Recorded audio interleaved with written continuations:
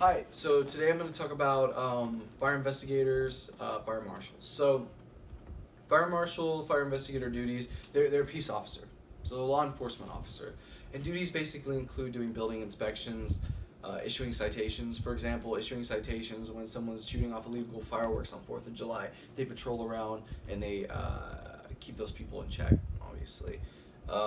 They investigate fires. When fires do happen, they investigate. They reconstruct the fire. They find out why it burned, if someone possibly set it afire, set it on fire, and they can make arrests, and they may be asked to appear in court to give their testimony and evidence, uh, and give their testimony and what they've collected as evidence. So training for a fire marshal is it's very rigorous and it's very drawn out. And I thought it was really interesting that they don't really have to take as much of a formal police academy, but it's important to have background in law enforcement, forensics, investigation, things like that. And there are many classes that you can take. There are degrees. Um, so I think that having an education in that would be super important. But it all starts when you graduate high school. Graduate high school, you get employed by a fire department, or you get firefighter one first. That would be my approach to it. You gotta have your firefighter one. You gotta have your EMT. Then you gotta get hired by a department, and you have to climb the ranks. Typically, a fire investigator is a captain or a chief.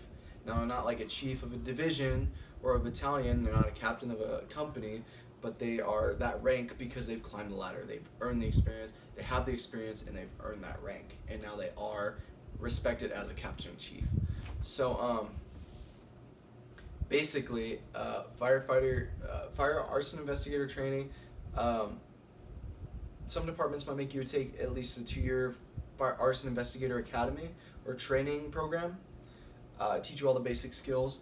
But some departments, like the feds, might actually require you to have a 4 year fire science degree. So I guess it just depends. Um, but once you actually are certified as a fire arson investigator, you have to get that certification renewed yearly. You have to take a test. Uh,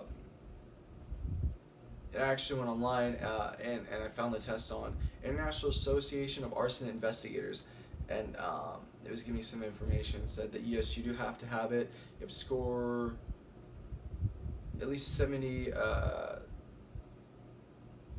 least 70%, I believe.